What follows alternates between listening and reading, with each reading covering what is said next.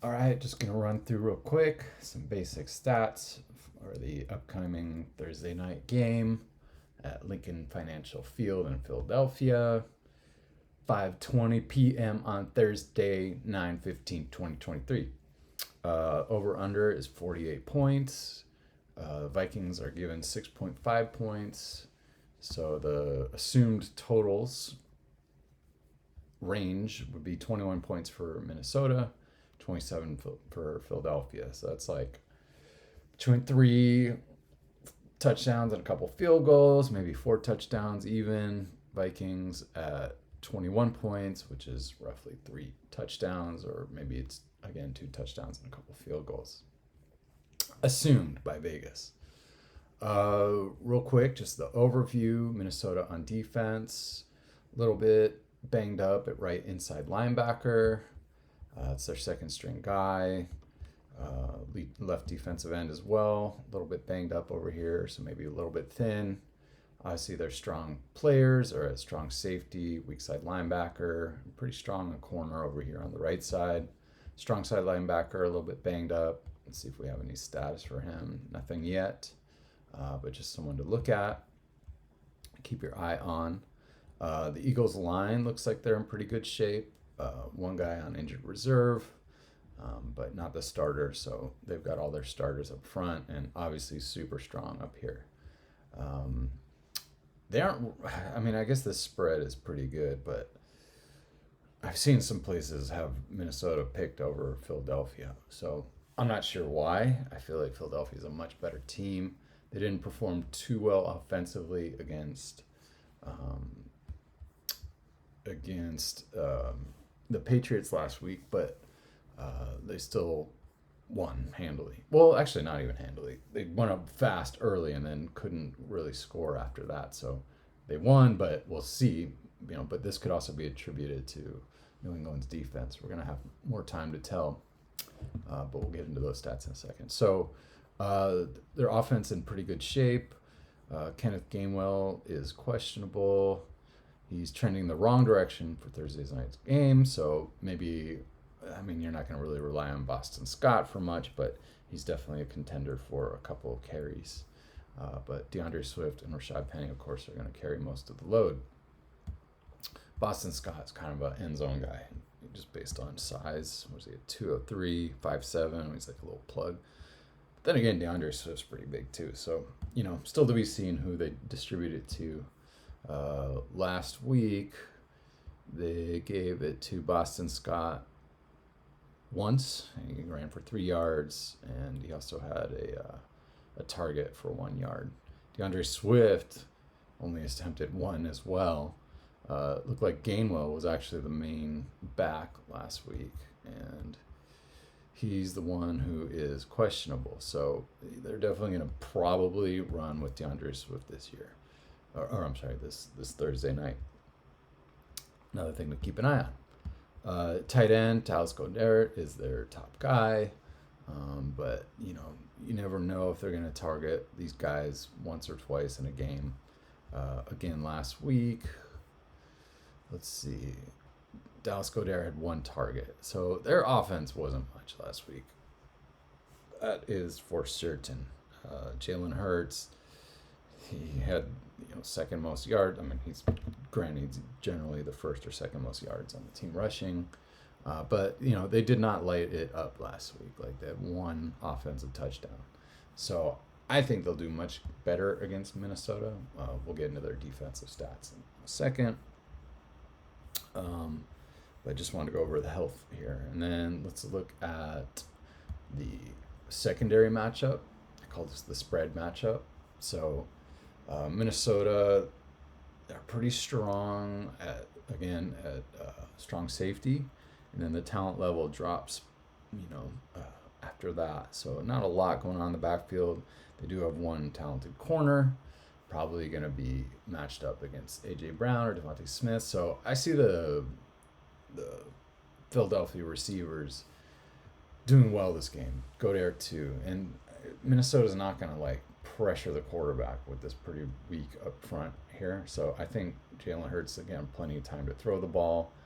They're going to have plenty of opportunities to run the ball. So here's Vikings on defense. Last year's stats, again, it's an asterisk because we don't have enough data to really make these assumptions for this year. But according to last year, they gave a lot of points to wide receiver ones. So I would look for A.J. Brown or Devontae Smith to have a really good game, and Jalen Hurts too. Against the rush, not good either. So Philadelphia could, coming off of kind of a disappointing offensive game last week, really, really put it together this week and try and stick it to Minnesota, given that they're going to have these opportunities. Maybe because of the strength at linebacker, Godere isn't as good of a target, but I can't imagine that he's going to get less than 4 or 5 targets. I think they want to put it together this week. Philadelphia on offense, they're pretty split in terms of rush and pass, but again, rushing is mostly Jalen Hurts. So this is kind of the ball is always in his hands. It's not like, I would go with DeAndre Swift as like my main guy for the week. You never know what could happen. Maybe that's what happens, but, they were number 1 in rushing last year. Again, though, Jalen Hurts. And then just super high up in passing and receiving too. So this is an explosive offense. I don't see them scoring less than this 27. And if I was a gambling man, I'd probably do the over. We already looked at Minnesota on defense. We looked at the spread. In terms of targets, Philadelphia likes to go to the left slightly more than the right, 17% over the middle. They throw it to their wide receiver 69% of the times, 8.30 average yards deep per target. Again, last year's stats, but these carry over at least for the first few weeks. Tight end 18% of the time, pretty much always go there. And then they'll target their running backs 12% of the time. So again, different running backs this year, but they did target their running backs. Let's see, 4 targets for Gainwell, 1 for Boston Scott, 2 for out of the 33 passes, they targeted their running backs 6, 7, 9 times. So like almost a little bit less than a third of the time. So definitely something to keep in mind.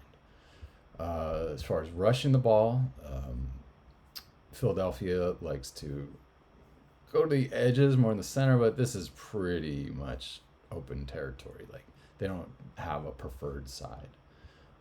So I wouldn't really look at that as anything beyond what it is. Okay, let's go to the other side of the ball.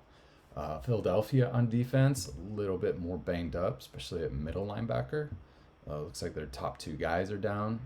That's something to keep in mind. They aren't necessarily the strongest position on that team, but they're going to be weak there. So maybe Minnesota rushing up the middle might be something to watch. But they got a lot of strength on their right side and their strong side linebacker. So Hawkinson's got his work cut out for him. You can't count against Justin Jefferson against anybody, but they do have players in the secondary that can make some plays. Their free safety and strong safety are kind of average, so not a massive boon for them, but their line is strong and they will pressure the quarterback. Let's see how many sacks. 2 sacks last week against who did Minnesota play again? They blew it against Tampa Bay. So look for that. Maybe Kirk Cousins gets rushed a lot. He did score 19.5 points last week, as well as Justin Jefferson. So they put up points. They had 2 TDs receiving, any rushing TDs. So they scored, they didn't score a lot last week. And I don't anticipate them doing much better against the Eagles. Again, of course, Justin Jefferson will get his. TJ Hawkinson will get his targets. He had 9 targets for 8 receptions.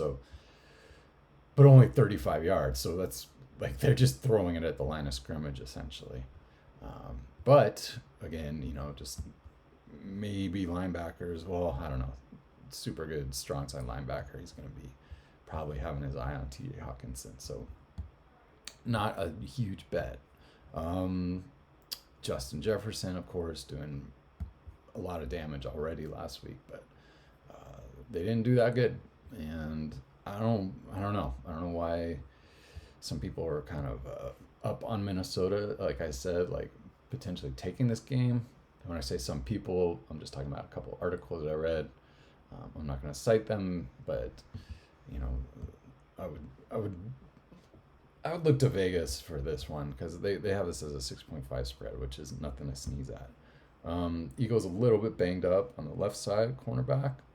Let's see what James Bradbury suffered a concussion. He's in the concussion protocol, so with a short week, that's a little bit hard to bank on. I hope the league does the right thing and waits for actually him to be doing better. Minnesota on offense, very much pass oriented, did not rush the ball very well last year. They were 19th out of 32, but in terms of reception rank, they were second with 661 points, and that's, of course, a lot of that is Justin Jefferson, and Kirk Cousins also did very well last year. Philadelphia on defense, pretty good, a little bit of a gap with or less talented against the rush. They were pretty good at holding receivers down, on average below the 20 mark here, but they will allow a breakthrough game here and there, and pretty well distributed between tier 1 and tier 2 wide receivers. Let's look at the spread. So their safeties aren't like crazy talented, but they have really good cornerbacks, and that could take, again, Jefferson's going to get his no matter what, but they're going to match up well against their passing game here. And then I think they'll also match up well against their tight ends. So I don't see Minnesota really lighting it up. I don't see Kirk Cousins having a huge game. I would kind of probably put my money on the Eagles for this. And then we're only down to 2 running backs for Minnesota, Alexander Mattison and Ty Chandler. Let's see how they did last week. Alexander Mattison had 11 attempts for 34 yards. He did have a TD, though. He was targeted in the end zone. 4 targets, 3 completions for 10 yards and 1 touchdown. The touchdown, obviously, took him out of the crappy point range. Ty Chandler, 1 target, 1 completion, 3 rushing attempts for no yards. So not a lot going on for them in the rushing department either. And again, this is against Tampa Bay, who has a decent defense as far as I can tell, but we're going to find out as the season goes on what this really means. But I don't know, man. Not looking good for Minnesota in terms of, we looked at the spread already, in terms of like where they like to throw it. Let's get this out of the way. Oops. They prefer the left side over the right, mostly wide receiver 63% of the time, a little bit more of their tight ends, and then 13% of the time to their running backs. They like to run it to the edges as well. Not a huge disparity, but Philadelphia has some pretty strong ends here, and then their cornerbacks are also strong, so it might be hard to get outside. If they can somehow get it up the middle, maybe that gives Alexander Mattison some opportunities, but I wouldn't rely on too much coming out of Minnesota this week. So that's my overview. Feel free to use the site to make your own assumptions. Pubstatus.com, Week 2 NFL, Minnesota at Philadelphia.